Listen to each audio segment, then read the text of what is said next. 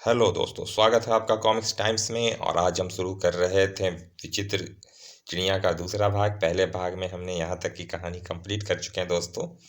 चलिए शुरू करते हैं दूसरा भाग बिना समय गंवाए। इस किले में राक्षसों का राजा भिकासुर रहता है।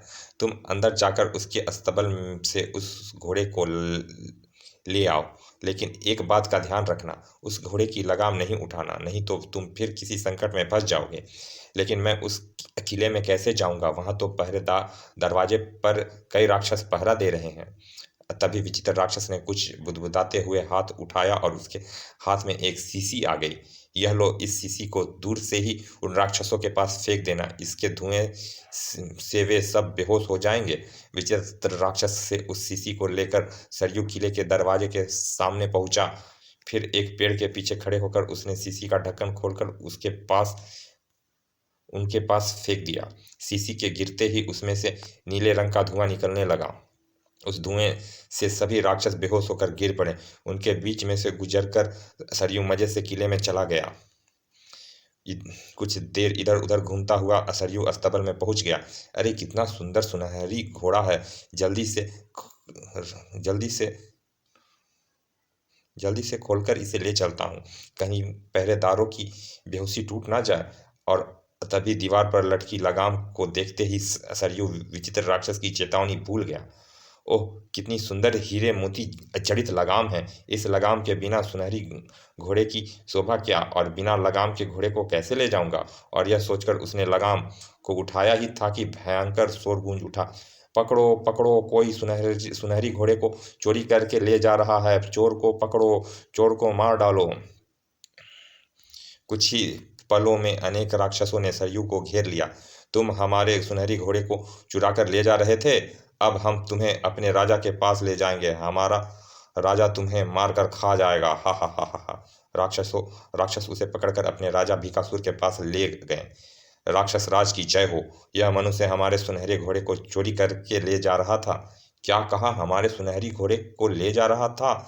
इस मनुष्य के शरीर के टुकड़े टुकड़े करके तुम सब खा जाओ। आ हा हा हा हा। मुझे क्षमा करें राक्षस राज, मैंने इस घोड़े की चोरी पत्थरों की नगरी के राजा वीरभद्र के कहने से की है। इस घोड़े के बदले मुझे उसने सुनहरी चिड़िया लेनी है। तुम उस सुनहरी चिड़िया को लेकर क्या करोगे? सच बोलना, अगर झूठ बोले तो हम तुम्हें अपने कुत्तों को खिलवा देंगे। राक्षस राज, मैं सुनहरी चिड़िया लेकर जाऊंगा तो उसे देखकर मेरे पिताजी चिंता मुक्त होंगे। अगर मैं चिड़िया लेकर नहीं गया तो वे प्राण त्याग देंगे। ऐसी बात है तो हम तुम्हें छोड़ सकते हैं और यह घोड़ा भी तुम्हें दे सकते हैं, लेकिन एक शर्त पर। कौन सी शर्त पर? आप जल्दी से शर्त बताइए, मैं उसे पूरा करके सुनहरी घोड़ा लेना चाहता हूँ। तो सुनो, यहाँ से 1000 योजन दूर नील देश है। उस देश की राजकुमारी सोनम बहुत खूबसूरत है। हम उससे विवाह करना चाहते हैं। आप उस राजकुमारी को उठा लाइए और विवाह कर लीजिए। आपको कौन रोक सकता है? यही तो सबसे बड़ी मुश्किल है कि नील देश के महल में कोई राक्षस नहीं घुस सकता। अग्नि देवता उस महल की रक्षा करता है, लेकिन तुम मनुष्य हो, तुम उस महल में जा सकते हो। अगर तुम राजकुमारी सोनम को ले आए तो हम तुम्हें सुनहरी घोड़ा दे देंगे। यदि तुमने भागने की कोशिश की तो हम तुम्हारे देश जाकर तुम्हारे पूरे परिवार को मारकर खा जाएंगे। नहीं राक्षस राज, मैं कभी नहीं भागूंगा। मैं उस राजकुमारी को अवश्य लेकर आऊंगा, चाहे मेरे प्राण चले जाएं। राजा भिकासुर ने उसे मुक्त कर दिया। खाली हाथ सरयू जब विचित्र राक्षस के पास पहुंचा तो वह आश्चर्य से देखता रह गया। क्या हुआ? तुम फिर खाली हाथ लौट आए? क्या हुआ? क्या तुम्हें सुनहरी घोड़े नहीं मिले? सुनहरी घोड़ा तो मुझे मिल गया, लेकिन मैं उसकी लगाम के लालच में अंधा होकर मुसीबत में फंस गया। ओह, अब मैं क्या करूं? सरयू की बात सुनकर उस विचित्र राक्षस को भी क्रोध आ गया। सरयू, तुम अपनी गलती से एक के बाद एक मुसीबत में फंसते जा रहे हो। नील देश की राजकुमारी को लाने में तुम्हारे प्राण भी जा सकते हैं। कुछ भी हो, मुझे हर हाल में उस राजकुमारी को लाना होगा, नहीं तो राजा भिकासुर मेरे परिवार को नष्ट कर देगा। अच्छा, मैं तुम्हें नील देश ले चलता हूँ, लेकिन सावधान, अगर फिर तुमने कोई गलती की तो मैं तुम्हें छोड़कर भाग जाऊंगा। नहीं, अब मैं कोई गलती नहीं करूंगा। बस तुम एक बार मुझे नील देश में ले चलो। विचित्र राक्षस फिर एक बार सरयू को अपनी पीठ पर बैठाकर नील देश की ओर चल दिया। 1000 योजन की यात्रा करके जब वह नील देश में पहुंचा सरयू, अब हम नील देश में पहुंच चुके हैं। मैं तुम्हें राजा के महल के पास उतार दूंगा। राजकुमारी को लेकर आना तुम्हारा काम है। ठीक है, तुम मुझे महल के पास तक पहुंचा दो।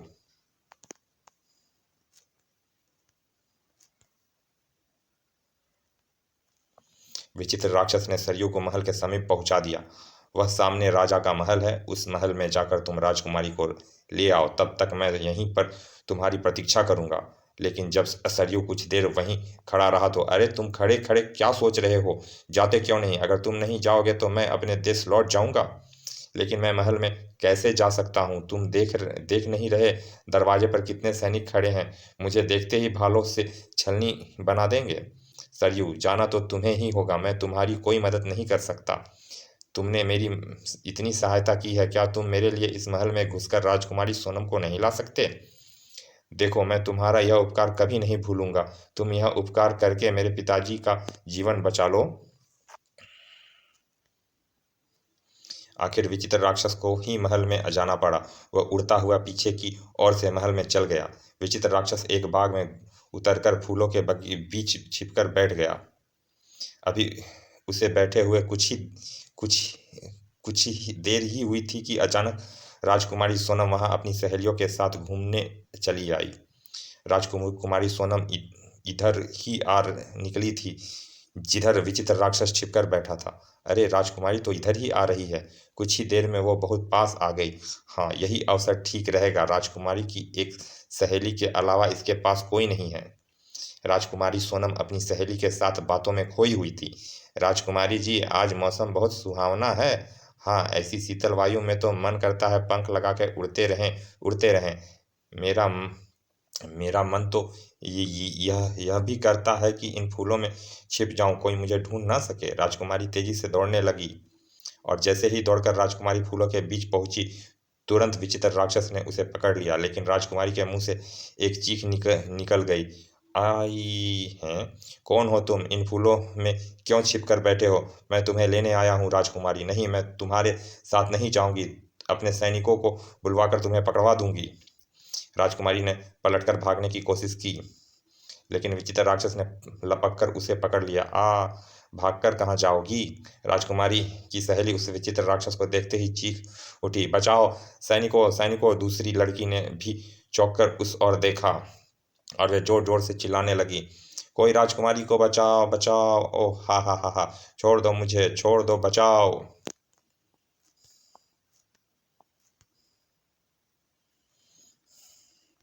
और जब तक सैनिक दौड़कर विचित्र राक्षस के पास पहुंच पाते, उससे पहले वह राजकुमारी को लेकर उड़ गया। राक्षस राजकुमारी को ले गया। ओह, वह भाग गया। छोड़ दो। ओह! कुछ ही देर में विचित्र राक्षस राजकुमारी को लेकर सरयू के पास पहुंचा। सरयू, मैं राजकुमारी को ले आया हूं, तुम जल्दी से मेरी पीठ पर बैठ जाओ। कुछ ही पलों में सैनिक वहां पहुंच गया, लेकिन विचित्र राक्षस सरयू को लेकर तब तक उड़ चुका था। जब विचित्र राक्षस उन दोनों को लेकर आकाश की ऊंचाइयों में उड़ रहा था, कौन हो तुम? इस तरह मेरा अपहरण करके क्यों ले जा रहे हो? राजकुमारी, मैं स्वर्ण नगरी का वासी हूँ। हम एक मुसीबत में फंस गए हैं। और फिर सरयू ने उसे सारी कहानी सुना दी।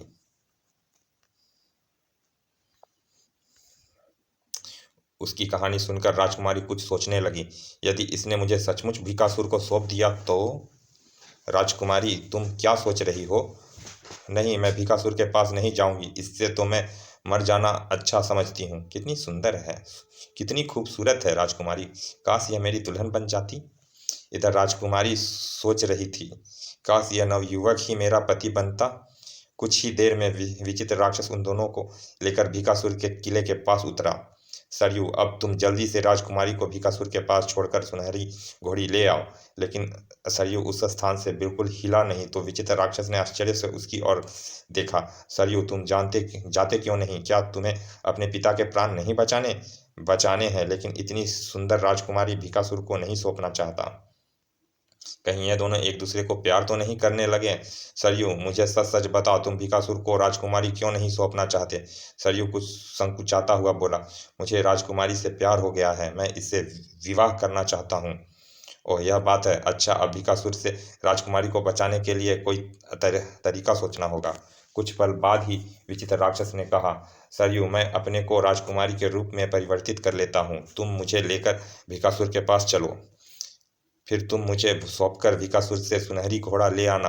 कुछ देर बाद मैं वहां से भाग जाऊंगा। तुम दोनों मेरी यहीं प्रतीक्षा करना। और फिर पलक झपकते ही विचित्र राक्षस राजकुमारी के रूप में परिवर्तित हो गया। अरे सचमुच तुम तो राजकुमारी से भी सुंदर दिखाई दे रहे हो।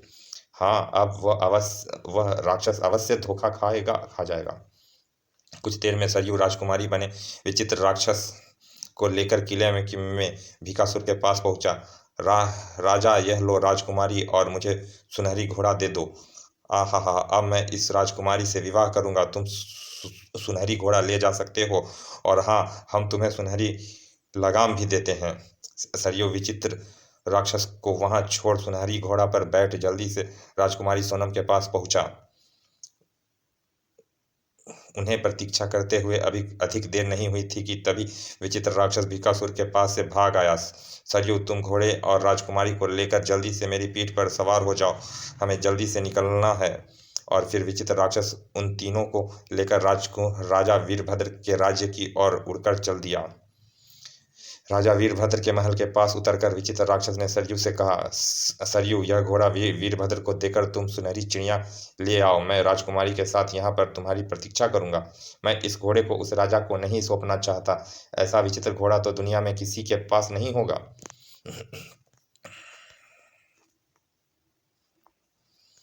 इसका मतलब कि तुम यह घोड़ा भी राजा वीरभद्र को नहीं देना चाहते। अच्छा, तो घोड़े की जगह मुझे ही रूप परिवर्तित करके जाना होगा। अगले क्षण विचित्र राक्षस ने अपने को सुनहरे घोड़े के रूप में परिवर्तित कर लिया। अरे वाह, एकदम सुनहरी घोड़ा! राजा को सचमुच कुछ पता नहीं चलेगा। सरयू सुनहरी घोड़ा बने विचित्र राक्षस को लेकर महल में राजा वीरभद्र के पास पहुंचा। महाराज, मैं अपने वायदे के अनुसार सुनहरी घोड़ा ले आया हूँ। आप मुझे जल्दी से सुनहरी चिड़िया दे दीजिए। ओह, ऐसा विचित्र घोड़ा किसी के पास नहीं होगा। यह लो सुनहरी चिड़िया, तुम इस पिंजरे को भी ले सकते हो। राजा से सुनहरी चिड़िया लेकर सरयू जल्दी से राजकुमारी के पास चल दिया। सरयू जब सुनहरी चिड़िया का पिंजरा लेकर राजकुमारी सोनम के पास पहुंचा तो वह बहुत खुश हुई।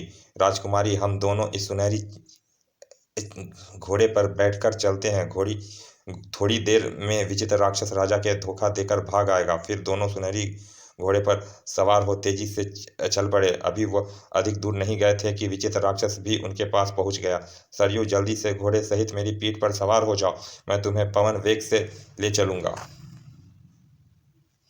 अपनी पीठ पर सरयू और राजकुमारी को बैठाकर विचित्र राक्षस उस जगह पहुंचा जहां पहली बार सरयू मिला था।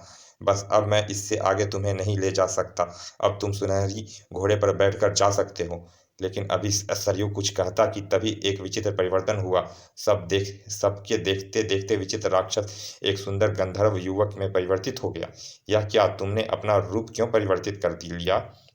मैंने अपना रूप परिवर्तित नहीं किया, बल्कि यह मेरा वास्तविक रूप है। मुझसे नाराज होकर एक सन्यासी ने यह शाप दिया था। तुम्हारी सहायता करने से आज वो शाप नष्ट हो गया है। मैं सचमुच गंधर्व हूँ। अब मैं अपने लोक में जा रहा हूँ। और यह कहता हुआ वह आकाश में उड़ गया। कुछ देर उसे आकाश में जाते देखने के बाद सरयू और राजकुमारी भी घोड़े पर सवार होकर चल दिए। कुछ देर की यात्रा के बाद सरयू स्वर्ण नगरी में पहुंच गया। सरयू को देखते ही सेठ जी के चेहरे पर खुशी बिखर गई। पिताजी, मैं आपके लिए उस सुनहरी चिड़िया को ले आया हूँ। सरयू, मेरे बेटे, तुम सुनहरी चिड़िया को ले आए। अब मैं ठीक हो जाऊंगा। लेकिन दूसरे क्षण सेठ जी ने चौंक कर देखा। सरयू, यह सुंदर लड़की कौन है? पिताजी, यह नील देश की राजकुमारी सोनम है। यह आपकी पुत्र वधू बनने के लिए मेरे साथ आई है। ओह, राजकुमारी मेरे घर की बहू बनेगी? कितनी सुंदर है। हाँ हाँ, क्यों नहीं, हम कल ही राजकुमारी से तुम्हारा विवाह कर देंगे। जय और किशन काफी दिनों पहले ही घर लौट आए थे। तब उन्हें सरयू के लौट आने का पता चला तो वह दौड़ते दौड़ते वहां पहुंचे। सरयू भैया, तुम आ गए। तुम सुनहरी चिड़िया भी ले आए। पिताजी, सरयू सुनहरी घोड़ा भी लाया है। हम बाहर उसे देखकर आए हैं। ओह, अब हमारे पास सुनहरा आम और चिड़िया चिड़िया के अलावा एक सुनहरे घोड़ा भी रहेगा। सरयू, हम तुमसे बहुत खुश हैं और सारी संपत्ति तुम्हें देते हैं। और फिर अगले ही दिन सरयू और राजकुमारी सोनम का विवाह खूब धूमधाम से कर दिया गया। लेकिन एक कोने में खड़े जय और किशन पछता रहे थे। भैया, अगर हम सरयू को धोखा देने की कोशिश नहीं करते तो सरयू के साथ हमें भी बहुत लाभ होता। हाँ, तुम ठीक कह रहे हो भैया। समाप्त। चलिए दोस्तों, ये कॉमिक्स यहाँ समाप्त होती है। मिलते हैं फिर ऐसे किसी अच्छे से कॉमिक्स में। और अभी तक आपने हमारे चैनल को सब्सक्राइब नहीं किया है दोस्तों, तो प्लीज़ सब्सक्राइब कर दें, ताकि हम आपके लिए ऐसी ही अच्छी अच्छी कॉमिक्स अपलोड करते रहें, प्रस्तुत करते रहें और आप इंजॉय करते रहें। तो चलिए फिर मिलते हैं किसी अच्छे से कॉमिक्स के अच्छे से भाग में। तब तक के लिए धन्यवाद। विदा।